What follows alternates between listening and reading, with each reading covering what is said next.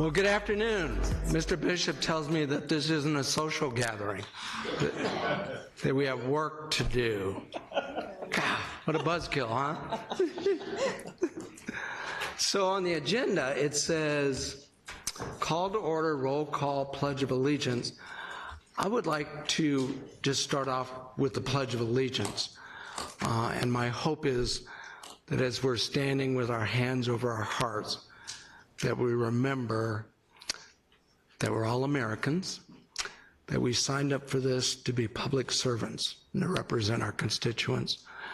It's been absolutely the worst campaign season I have ever witnessed. So for those of you who are on the ballot, I feel sorry for you. But I'm not feeling a whole lot better even though I'm not. So, Bonnie, would you lead us in the Pledge of Allegiance? I would love to. Please join me honoring our flag.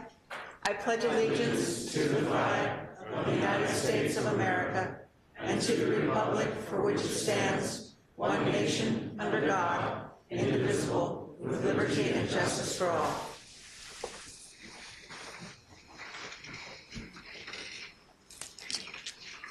Okay, Janice, are you going to do your magic so we can tap a button to show that we're here? Or not tap it if you don't want to admit that you're here? It should be showing up on your screens.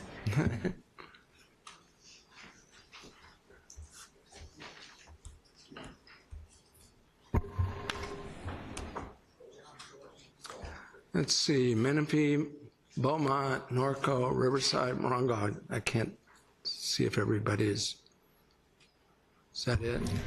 City of Menifee, please register. Morongo, please register. It's on your screen, press yes. All right, Thank you. 20 here. That's a quorum, right? Yes, sir.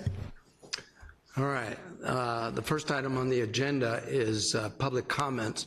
Do we have any requests to speak? Is that what this one speaker is for? Yes, sir, the under one public request. comment? Okay. Oh, yeah, it says that. Mr. Michael Selle. Did I say that right? Come on up, or come on down.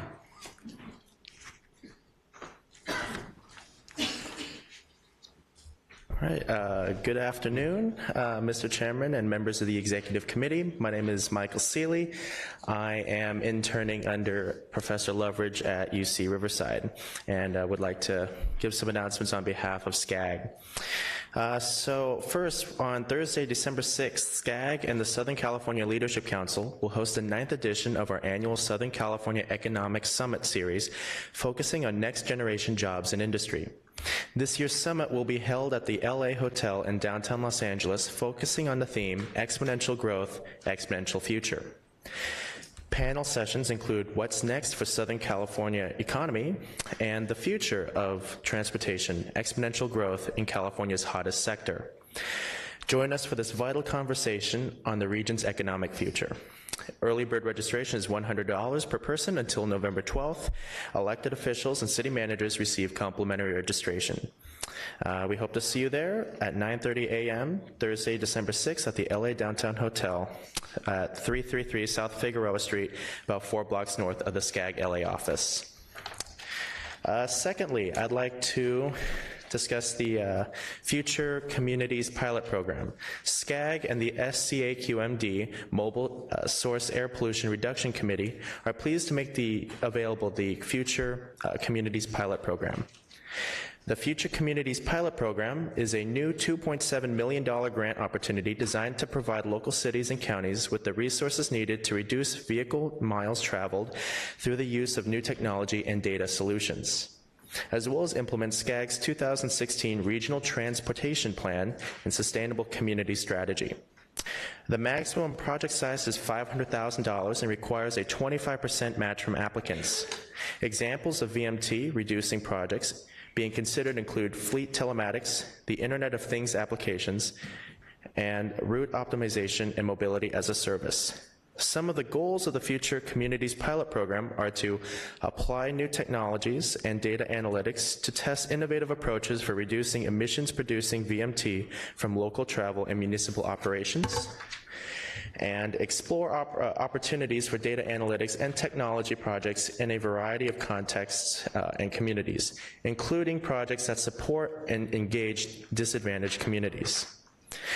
SCAG will host 2 workshops to provide more information about the Future Communities Pilot Program. An online webinar option will be made available for both workshops as well.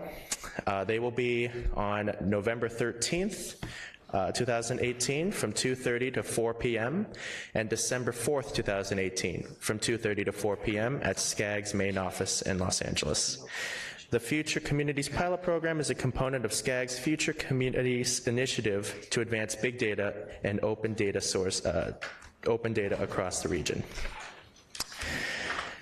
Next, please allow me to remind you that the November 15th, 2018 deadline is fast approaching to apply for the 2018 Sustainable Communities Program. The 2018 Sustainable Communities Program is offering $6 million in funding for integrated land use, green region, and active transportation projects in Southern California. The goal of the 2018 Sustainable Communities Program includes providing needed planning resources to local jurisdictions for sustainability planning efforts, developing local plans that support the implementation of the 2016 RTP-SCS, and increasing the region's competitiveness for federal and state funds, including but not limited to the California Active Transportation Program and the Greenhouse Gas Reductions Funds. Please note that a significant portion of the funds for the program are available through SB 1, the Road Repair and Accountability Act. SCAG held an application workshop and webinar on Tuesday, October 2nd in 2018. A PowerPoint presentation and video from the workshop can be found on the SCAG website. One last thing we would like to mention is the Federal Highway Administration and the Federal Transit Administration have completed a review and evaluation of SCAG's regional transportation planning process for SCAG's 2018 certification. The federal agencies have concluded their review and will be issuing a final report confirming that SCAG's transportation planning process substantially meets the requirements for federal code. The next certification review will take place in 2022. Thank you very much for your time. Thank you, Mike. How do you do, Arnold? Way better than me. So modest. All right, we'll now move down to item 4, minutes from our October 1st meeting. Unless anyone has a reason to pull that item to make corrections, I'll accept a motion and a second and encourage you to cast your vote.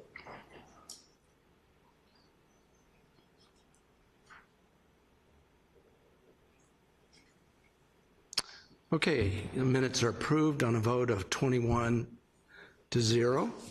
We'll now move down to consent calendar, section 5. We have action items A through D, and informational items E through L. Are there any items being requested to be pulled for discussion? Okay, noting none, can I get a motion and a second, please? And I would encourage you to cast your votes.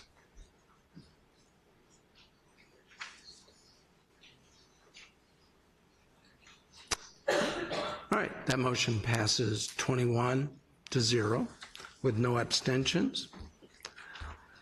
And I did have one announcement I failed to make. Our agenda shows a closed session item, but there will not be any closed session items today.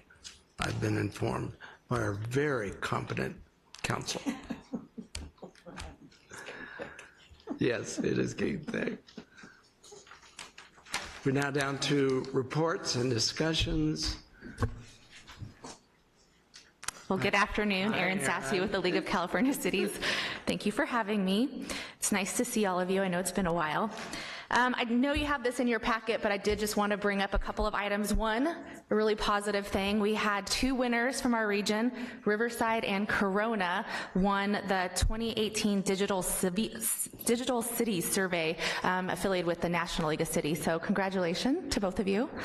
Very exciting news. I know I'm going to post it on our Facebook once I get the material from both of your cities. Another thing that was positive for our region is at the last CalPERS election, Jason Perez, who is with Corona, actually won a seat on the CalPERS board. So he actually won over the incumbent chair. So I think that's definitely something that's positive for our region. I know he came and spoke at some of our meetings as well, so some of you might have met him. Hopefully this is really good news for us moving forward. Our next meeting is November 19th. The City of Banning is hosting that meeting. There is a city manager meeting that afternoon, but there is a city selection committee. I think they have AQMD and LAFCO positions on that. So make sure that if your mayor's not going, they get in the designee form that they need to have somebody be able to vote for all your cities. And then our division dinner is that night. We do our Outstanding Public Service Award, and we thank all of our sponsors for the year. So it's a really good meeting to come. I know it's Thanksgiving week, but if you could come out and be there, that would be awesome. A couple other items.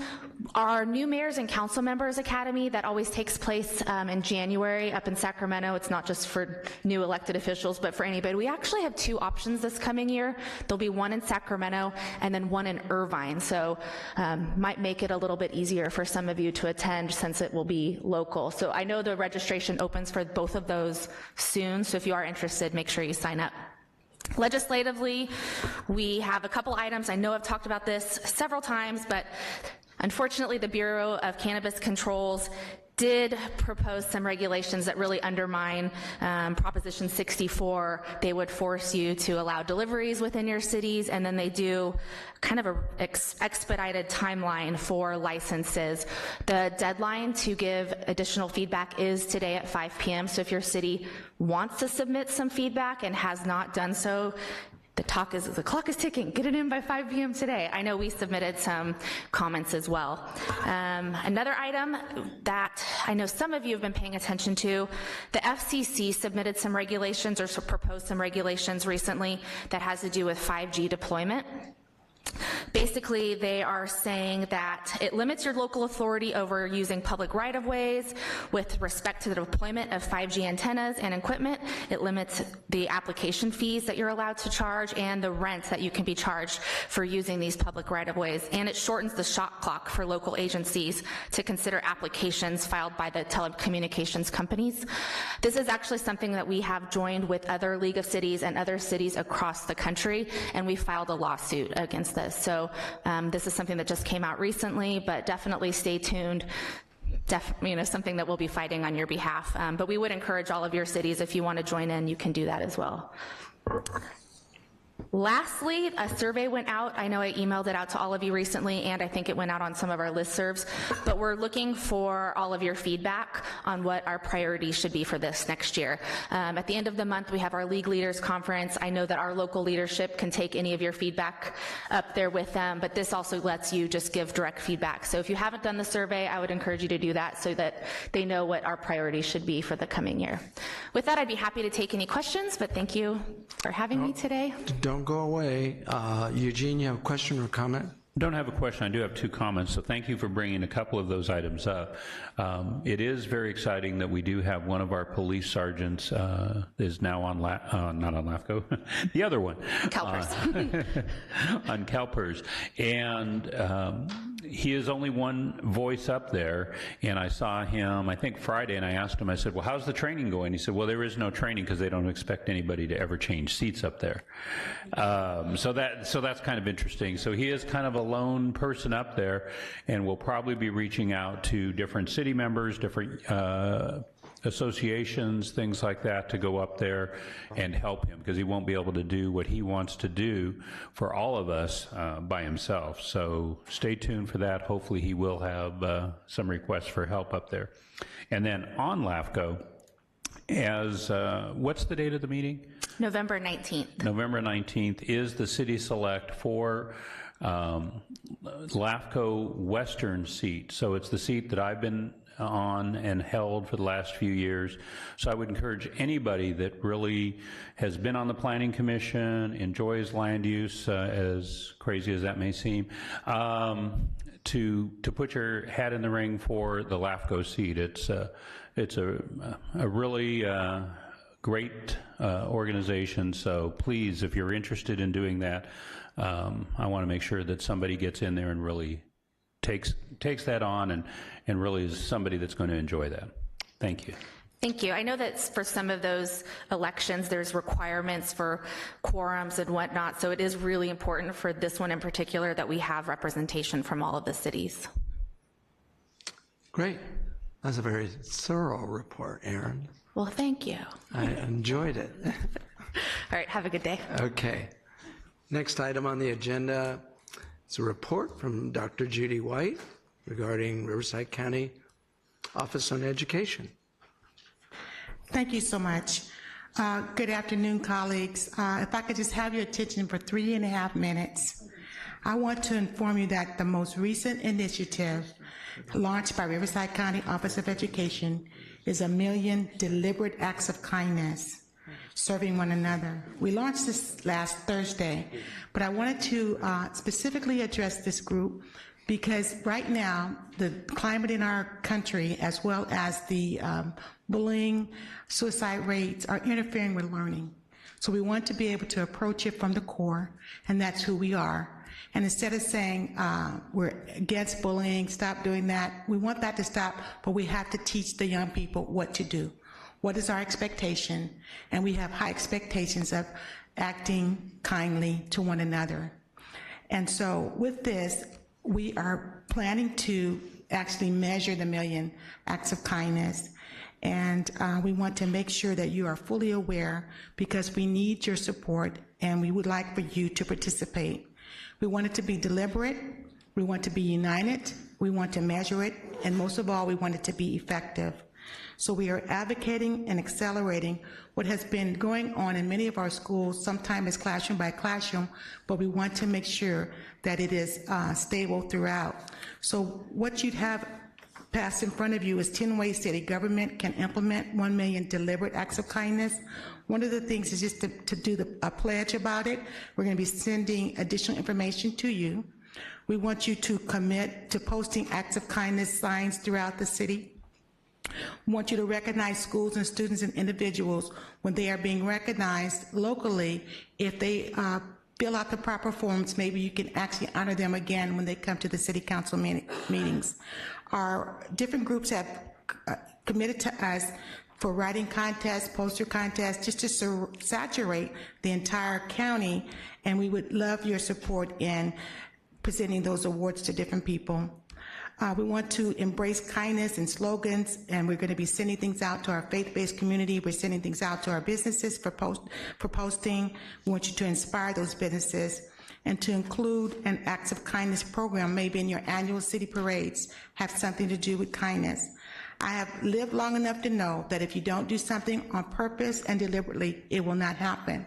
And it is very possible for us to create a county where kindness is how we do business. And so I'm just asking you to join me. So I'm going to close with two quotes. One is from Mother Teresa, and it says, "If we have no peace, it is because we have forgotten that we belong to each other." And then finally, from Dr. Martin Luther King Jr., "Darkness cannot drive out darkness, only light can do that. Hate cannot drive out hate, only love can do that. I have decided to stick to love. Hate is too great a burden to bear."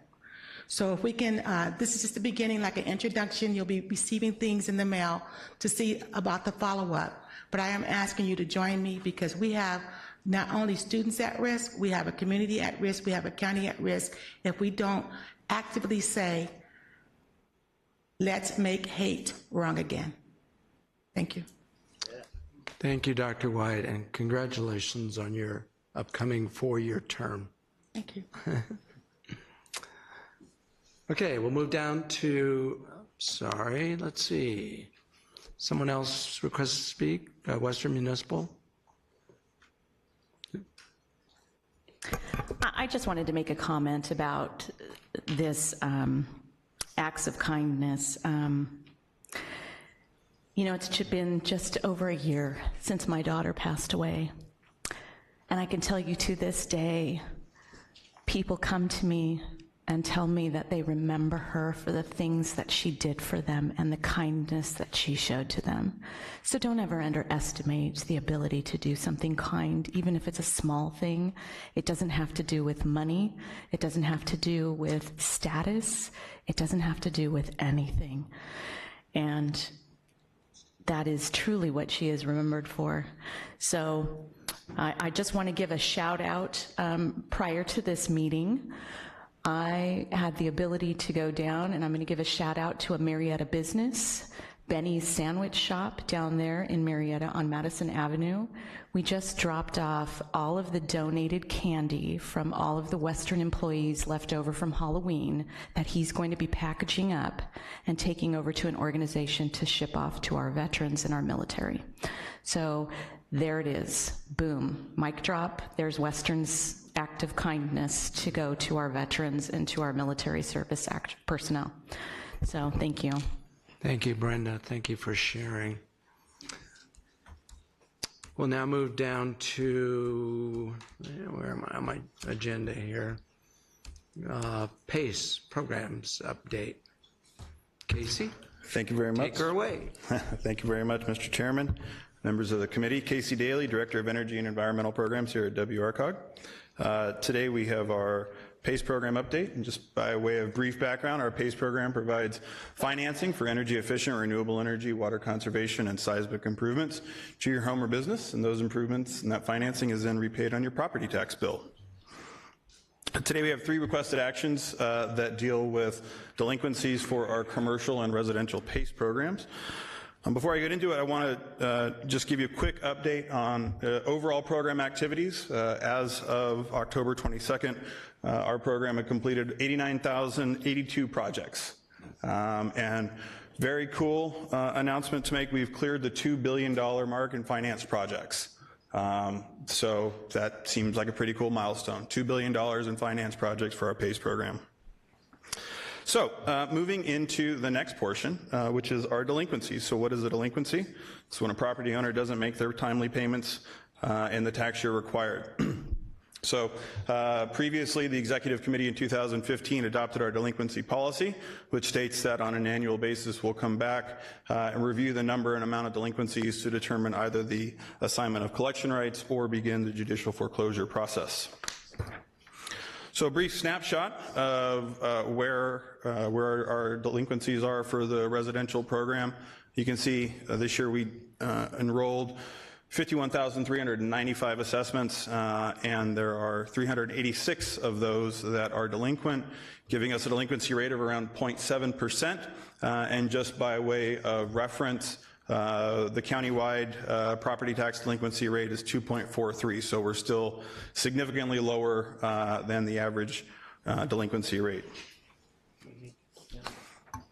So per our policy, we're here today to review the number and amount of the delinquencies and either determine their assignment or begin judicial foreclosure proceedings. Renovate America always has the first right of refusal for these collection rights. They have indicated that they will not be purchasing them.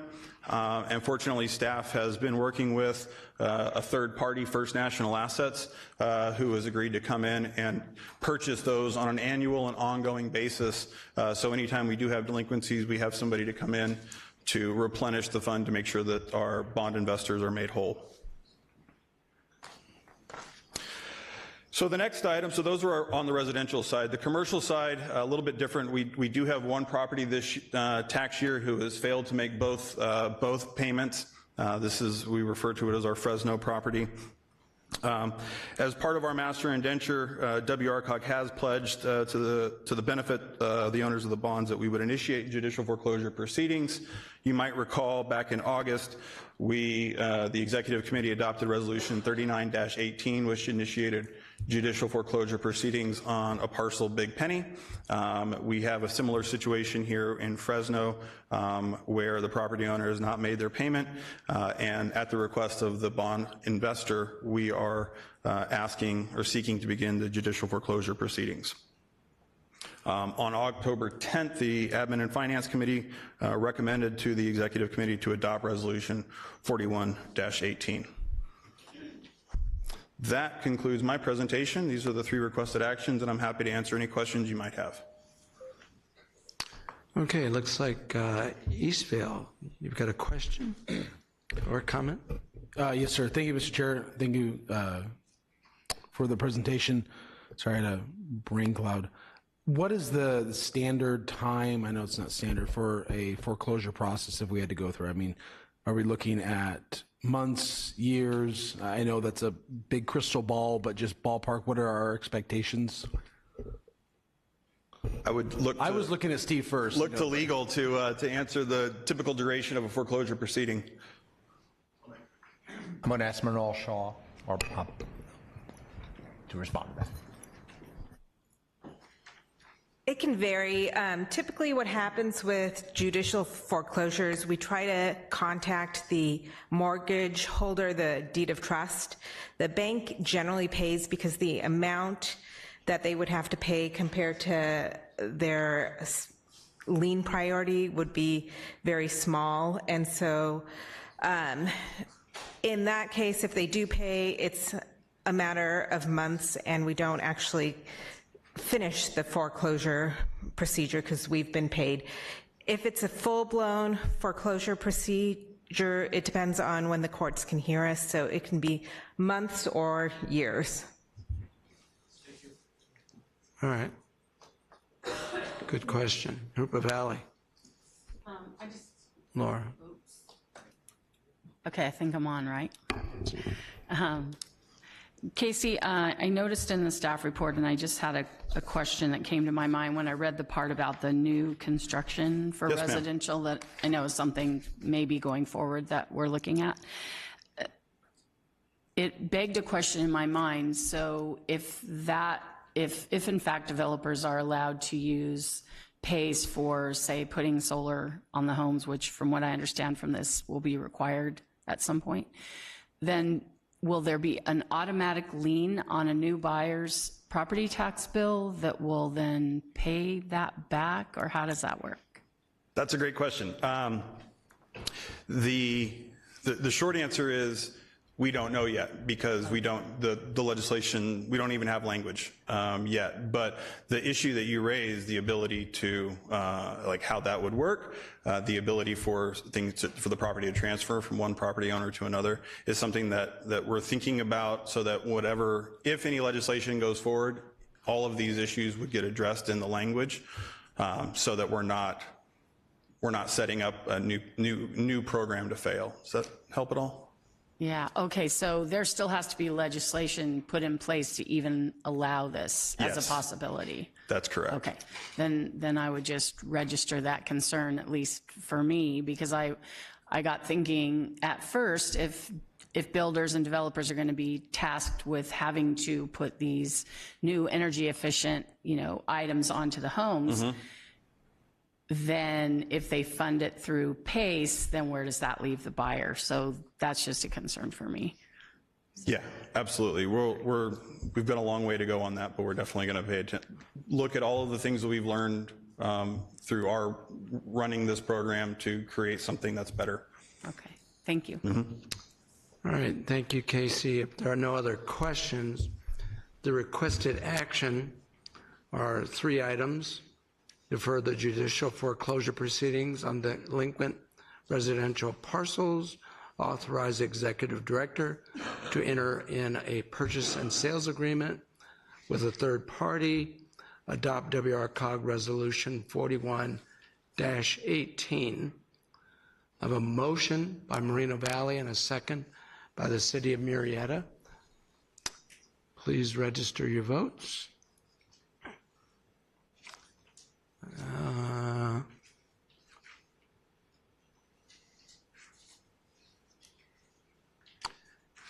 I'm going to go ahead and close the vote. Who's District representing 1? District 1? Oh, he stepped away. Oh, okay. I'll end the vote. That motion carries 20-0. Thank you very much. Abstentions. All right, thank you. The next item is Regional Climate Adaptation Toolkit for Transportation Infrastructure Activities. Update. That's a mouthful. It is. One of our first orders of business in this project will be to come up with a snappier name. Yeah. Good afternoon, members of the Executive Committee. I'm Andrea Howard, WRCOG Program Manager, here with an update on the toolkit. We'll start there. Okay, this project is a collaborative effort between WRCOG and SBCTA. It was funded by Caltrans, which awarded our collaborative approximately $680,000 through their SB1 funded Climate Adaptation Planning Grant Program. And it's part of an ongoing effort to increase the subregion's resiliency to natural hazards. The adverse effects of a changing climate are already impacting the subregion. The most recent displays include this year's wildfires and last year's droughts, and research indicates that these risks are increasing. For example, these maps show the anticipated risk of wildfire in 2010 compared to, or in 2039 compared to 2010. And those maps on the previous slide were developed as part of the WRCOG Adaptation and Resiliency Strategy, a companion to the 2014 Climate Action Plan. The subregion's top hazards identified through these planning efforts are fire, flood, drought, and extreme heat. Those plans also revealed that many important structures, populations, and functions would be especially vulnerable and identified 9 priority areas to address, including transportation infrastructure. So of those 4 risk areas, how exactly would they impact transportation, you might ask? Well, fires, you probably would have guessed, they can have a pretty significant impact, damaging or destroying things like bridges and cutting off roadways. Similarly, flood has pretty obvious implications, but perhaps lesser known is that in drought states, it can cause what's called subsidence, which is a caving or sinking that impacts roadways. You can also see a buckling to rail infrastructure. And last of all, we have extreme heat.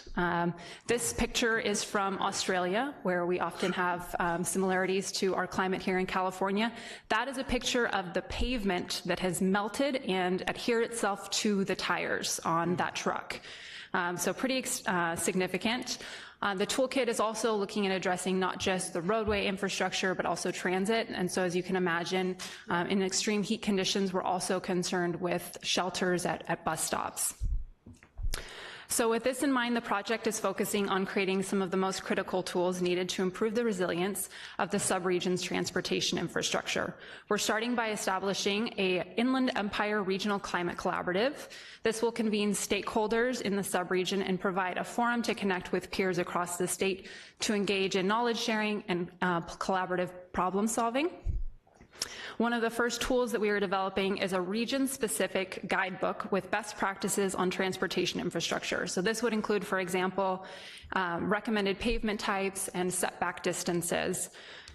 Next, we will be doing an update to the vulnerability assessment mentioned earlier, and that will reflect some of the latest sciences, and it also will be consistent with a similar document that will be created through this effort for the first time for San Bernardino County. So again, this is a collaborative effort, and it will allow us to have some more consistency across the region. And as an extension to that vulnerability assessment, we're embarking on a pilot project to assess the true financial cost across the community of potential outages of any kind of roadway or transportation infrastructure. And we believe that this will be really beneficial to decision makers like yourselves when determining how to prioritize future investments.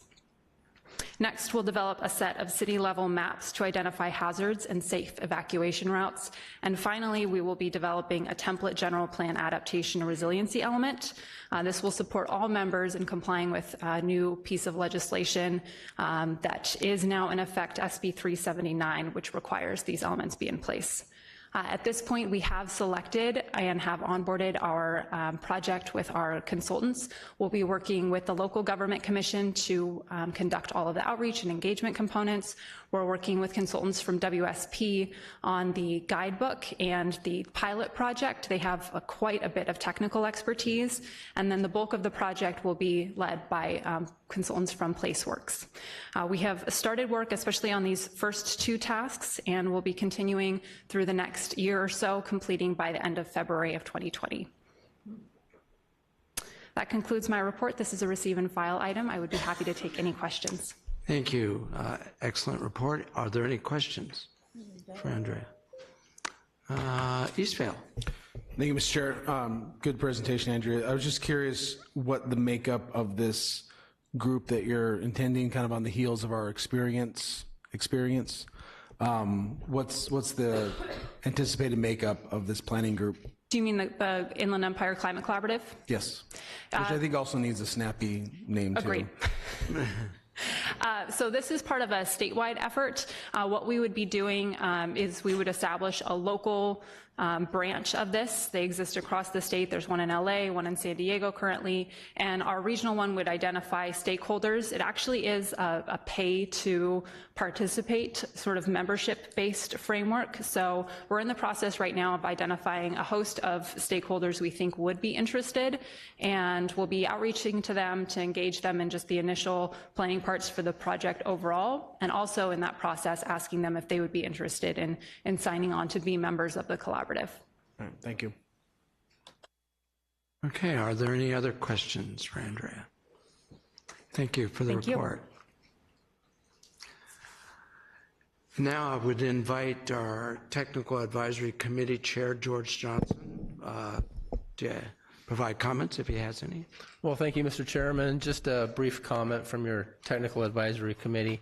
At the last TAC meeting, WRCOG staff informed the city managers that they were looking at updating the fellowship program, and they were looking for ideas, suggestions, thoughts for improving that program. And so WRCOG will be sending out a survey to the city managers and the alumni fellows who have participated in the program previously, looking for that kind of feedback. And additionally, staff recommended a formation of an ad hoc committee. And so some of your city managers have agreed to participate on that committee. And those members are from the city of Lake Elsinore, Moreno Valley, Murrieta, Temecula, Beaumont, and the Eastern Municipal Water District. And so that group will be looking at ways to enhance the benefits that many of us have received from that fellowship program. And I would encourage all of you to provide any feedback you might have. So thank you, Mr. Chairman. All right, thank you, George. Next, reports from committee representatives, starting with SCAG Regional Council and Policy Committee representatives. First in the queue is the City of Banning. Thank you, Mr. Chair. I didn't remember to bring my agenda, but there were several things that came up in my committee, which is community, economic, and human development. First of all, we talked about there's an upcoming grant. It's on Future Communities Initiative. SCAG has $2.7 million. It will require 25% local match, but the monies can be used for short-term work programs. It supports cities and counties looking at things like big data, open data, local planning, and reducing the transportation demand. So that will be coming, the RFP will be coming out very soon for that. We had a couple of presentations in regards to the RTP SCS update. For those cities that were able to participate, they thanked everyone that did. 88% of the cities throughout the region participated. Locally, we had 16 of our 19 jurisdictions here for WRCOG. The time period to be able to submit any kind of documentation is closed now. But the reason I wanted to bring it up is because they talked about for RENA, the upcoming series will be for 2020, and the state has approved into law SB 828 and AB 1771, which gives HCD more authority over what we do regarding housing. And if you want to go back and check the agenda, it talks about the different ways that they're changing what we can and cannot do regarding our RENA numbers. We don't have a lot of authority, and in fact, they've taken some of our local authority away. So there will be more coming up. SCAG is working on that, but it doesn't look good because some of the things that we normally look at for our RENA compliance, they've taken that away.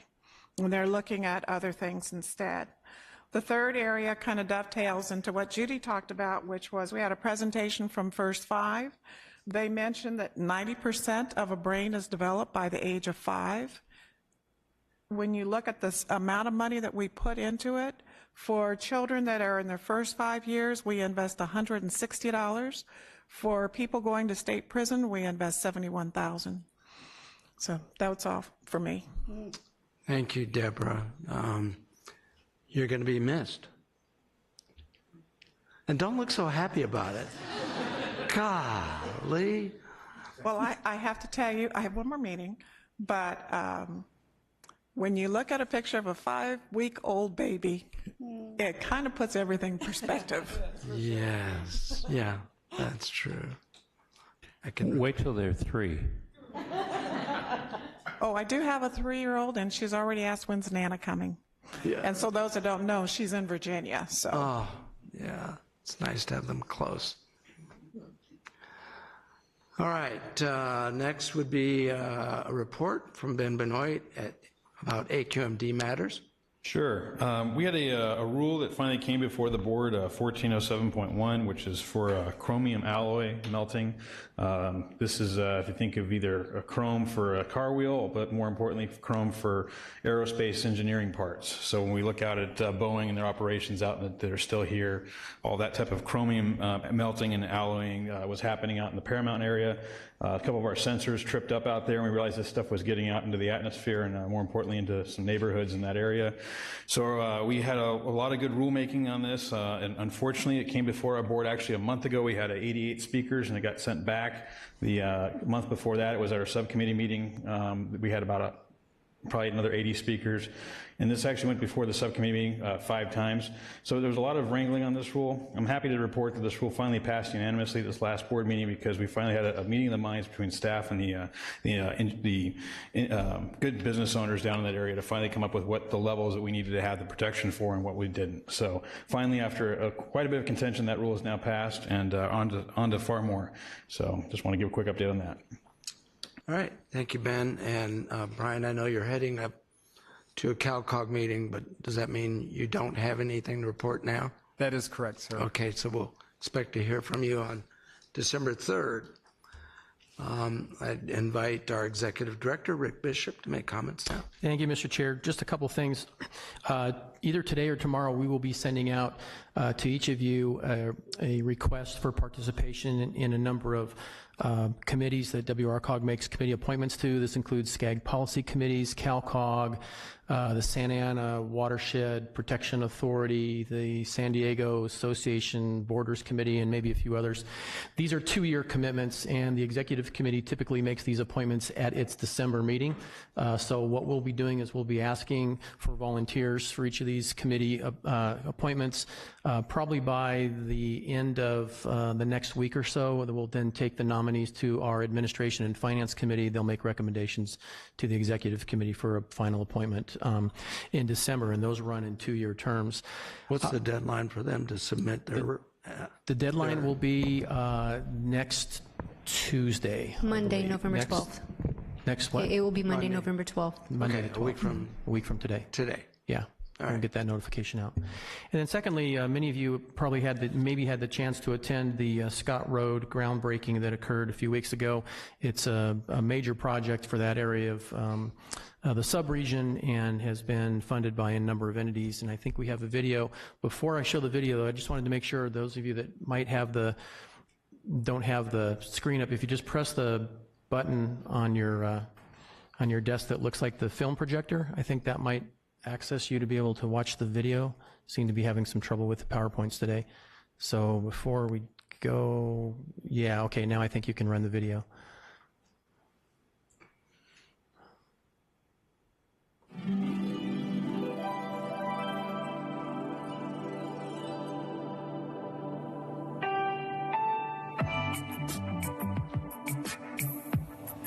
Welcome and thank you all for joining us this morning to celebrate the start of the Scott Road Interchange project.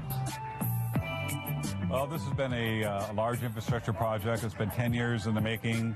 The Scott Road Interchange, when I was a county supervisor, when we had just stop signs on this bridge, we actually hired human traffic directors to accommodate the locals that couldn't get on and off the freeway in a timely way.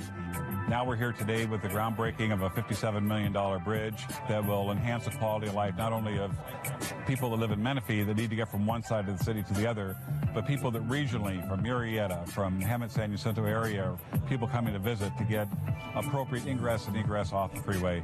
Well, you have a $57 million project. It's hard to just come up and write a check for that. So you have to find funding from various sources. And this project's been funded through federal funding, the Measure A program, and TUMP funding. Every time a home is built or a business is built anywhere in Western Riverside County, they pay a transportation uniform mitigation fee. TUMP, that's where the word TUMP comes from. But they're necessary because that way the new growth is mitigating their transportation impacts. I'm wearing several hats today, and I'm excited for Menifee, what they've contributed to this project. I'm excited to represent WRCOG and the $15 million of TUMP that has gone into this project. You know, Menifee participates with WRCOG in the program where TUMP funds are collected. We're at the table. Our Councilman John Denver is our WRCOG representative, and so we appreciate him for articulating the need for this here in Menifee. So we want to thank him for that.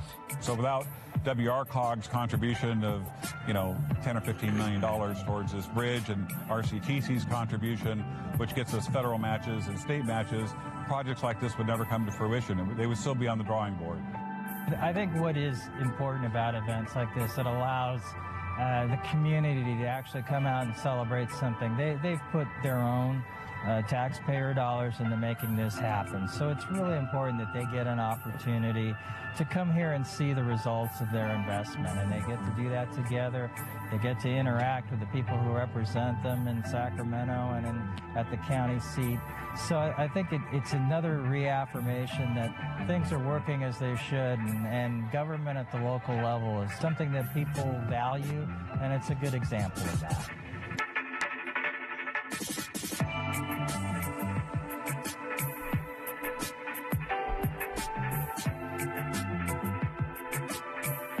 just wanted to add that on your consent calendar, you approved 11 reimbursement agreements for TUMF projects. So you can see that, the program is working really well. It's moving things along. And what we're really finding is that it is a gap filler with many other sources of funding, including the county and state and federal governments and the sales tax measure. So if you looked at that, the video, you could see the number of contributing sources to make a $55 million interchange project move ahead. So it's just good to see that this project is one of many that is being co-funded by TUMF and a number of other sources. But I think what we also wanted to do is really memorialize in videos what great work all of the different departments and agencies in southwestern Riverside County do in moving these projects forward. You really just don't see this in many places throughout the state, so it's really fun to see a lot of these projects finally coming to fruition. So with that, that concludes my comments. Thank you, Mr. Bishop. I'd like to invite any members of this committee to suggest items without extensive discussion for future agendas. All right, seeing none. Are there any general announcements from members? Wow. How many people are on the ballot tomorrow? Well, good luck to you. Oh, it popped up. Okay, Beaumont. Hi, I just wanted to say we just did our groundbreaking for our $111 million wastewater treatment plant just this week. And that's pretty extraordinary, as you can all figure out probably for the city of Beaumont. And 43% of the money actually comes from current development that's happening now, and the rest of it is paid through our, the bonds are paid through the sewer fees. So that's pretty extraordinary, $111 million within a short amount of time for the city of Beaumont. So we're pretty proud of that, even though wastewater is not glamorous. Mm-hmm. All right, thank you for that report. And since we have no closed session, I guess at this point, I'll let you know and remind you that our next meeting is right here on December 3rd. And go out and have a great election day. We are adjourned. Happy Thanksgiving. Yes, that too.